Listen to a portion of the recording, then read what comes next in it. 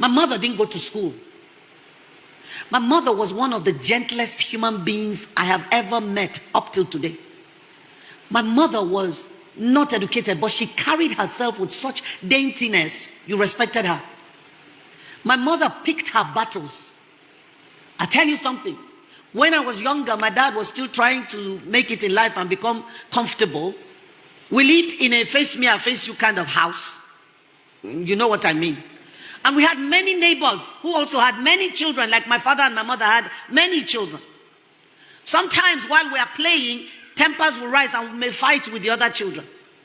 Or, well, generally we beat the other children. I think we were more rugged. So we beat them, then we will run home.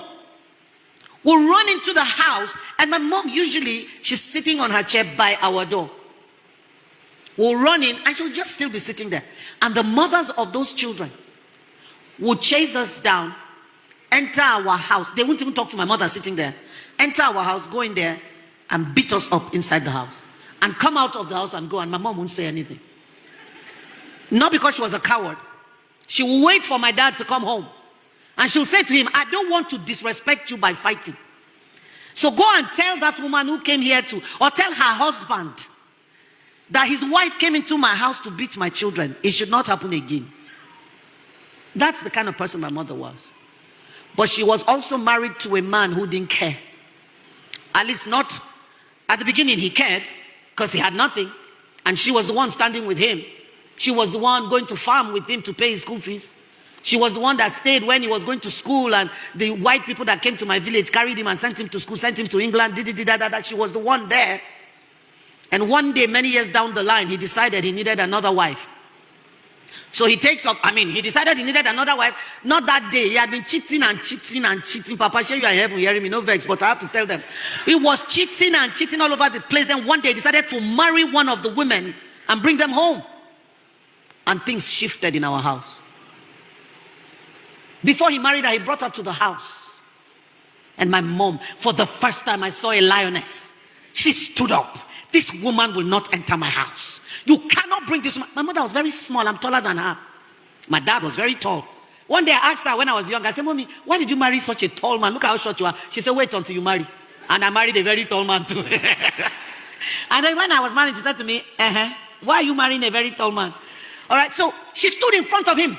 And the woman he brought in was almost as tall as my dad. She was big and beautiful.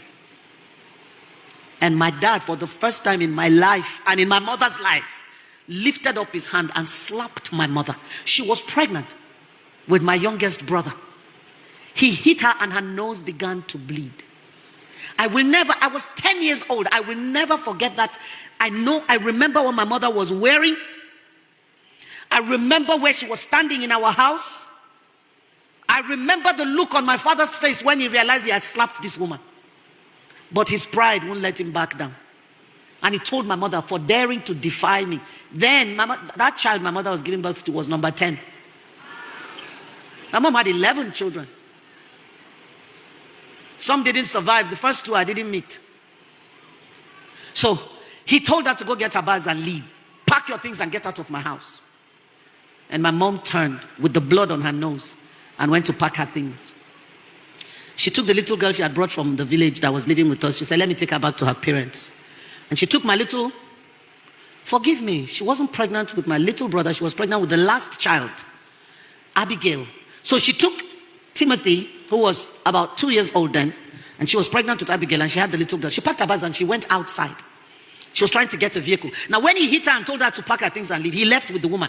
The rest of us, life ended. We stood there, and the trauma and the terror and the fear. We didn't know what was happening. Our parents had never fought before, never been violent. And suddenly this thing was jammed into down our throats in a moment. Now my mother has been asked to go. She's packing her bags. What's happening to the rest of us? And my mom went downstairs and was looking for a vehicle. We were standing on the balcony upstairs crying, looking at my mom. And my dad came back. When he came back and saw her with her things in front of the house, he drove past. We didn't know where he went. My mother got a taxi, got to the motor park. My dad was a vehicle inspection officer, VIO. It's not the type you have today. Then VIOs were like gods. And he went to the park and told every driver in that park, there's a woman coming pregnant with a little boy and a little girl. Any driver that takes her will lose his license. So he told her to go, and he took from her the power to go. My mother stood in that park and nobody would take her. She left and went to outside so she could find the ones that were just driving past. Anyone she was able to stop, somebody will run from the park. If you carry this woman, your license is gone. And they would drive past. My mother got frustrated and sat on her box. Then my dad drove back to the park and told her, enter the car. He carried the box, put it in the car, carried her and brought her back home. There was no apology. There was no remorse. There was no shame. There was more victimization. Because now he was behaving like he did her a favor by bringing her back. There's a place for staying when marriage becomes a death trap. There's a place for staying. Those places are few, and they are usually from a direct command from God. The example I have is Prophet Hosea. God said to him, go and marry a prostitute. When I saw Pastor Tolu's interview and I saw comments, I was just laughing. How convenient it is to sit with your tiny little phone and be typing nonsense that you haven't walked through.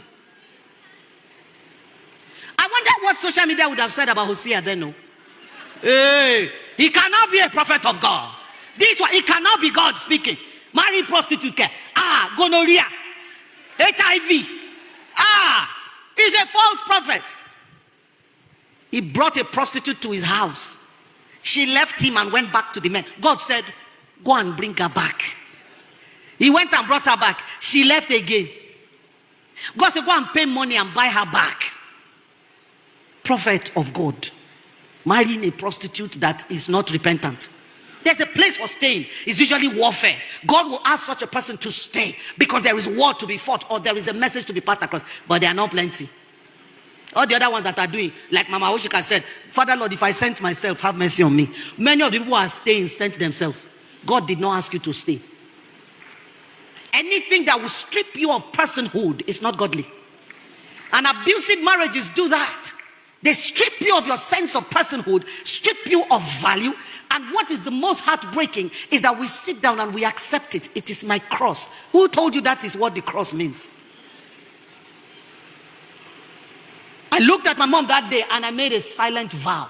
See, let me tell you, some of our brokenness comes from watching those broken relationships. We become broken like that too. I made up my mind. I said, no man will treat me this way. I will never take this rubbish from any man. Now, the tragedy of staying when you shouldn't, or there is a way to stay and it is not healthy. It is the staying without hope, staying without leverage, and staying without strategy. If you don't want to go, you want to stay, you cannot be hopeless staying there. If people come to the rehab, we tell them what we want to give you from day one is hope. Because if you take hope from a person, he's done. If you are staying in that space, don't be hopeless there. 2, my mother had no leverage. She had no education, no money, no family. Her parents were both dead.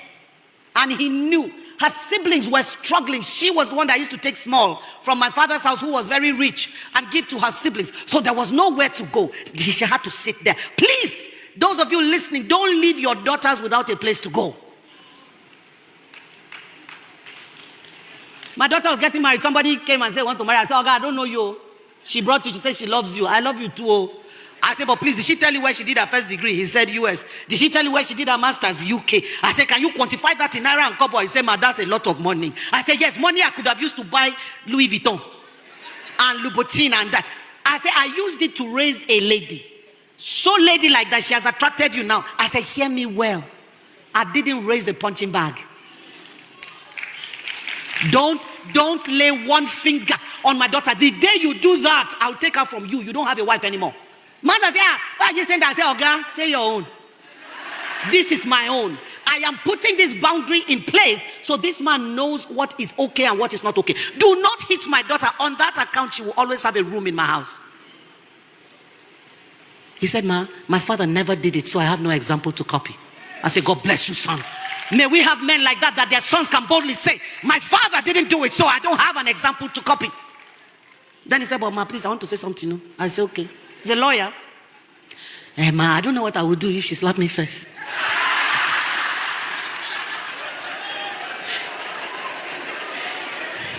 So I said to him, I didn't raise her like that. I said, just as it is not okay for you to hit her, it's doubly not okay for her to hit you. So don't stay there without leverage. What are you leveraging on? When a person breaks the covenant down to rubbish, you are not bound to uphold that because it's no longer a covenant. At this point, your leverage should be contract. It was a covenant from the beginning until they broke it. It becomes a contract. And I'm not afraid to say that. The church needs to start speaking and stop making the victim responsible for fixing what they didn't break. Stop making the victim responsible for repairing what they didn't break. How can a woman run to you for shelter? She's been beaten. Oh, the house that I began. You don't know what made me start that safe house. God told me 8 years before, start a safe house. I said, Father Lord, the rehab center has not stabilized first. Let me be stabilizing that one. One day I woke up and there was a woman in my house. She was standing and swaying. And it was somebody that brought her. She was saying, Mommy, please help. I said, what? She said this morning the husband was beating her. He held her neck and was banging the back of her head against the wall. As she was speaking, the woman fell down and slumped. In my house. I thought she had died. I started shouting, Jesus, help me. I put her on the bed. I know the husband. And I couldn't wrap my head around it. See, some women are married to narcissistic men who are perfect gentlemen outside, but they are monsters inside the house. And you don't know. So when they're talking, you say, that nice man. No, now. Please don't do that. I ran to the office to help my head understand what I just saw. I met a woman waiting for me. She said, I'm not going back home. She followed me back home. The next morning we woke up, there was one knocking on my door at 6 a.m. frantically, 25 years married, running for her life with a small bag on her shoulder. What is it? Ma, please, I can't go back home. You will kill me. By the end of that day, another one came. The husband had used knife to beat her. By the end of that day, another one came. The husband had used knife to beat her. What is that? That's not a covenant anymore. When God was giving the covenant, he was assuming that people will be children of God. Most of them are children of the devil now, carrying the name of God as a cover. In the last few weeks, Auntie Billy, if you know how many women have sent me messages about their husbands and what they are doing to them, and they are all pastors. The abuse from the pulpit to the pew. Please don't stay without strategy, don't stay without leverage, and don't stay without hope. If you must stay,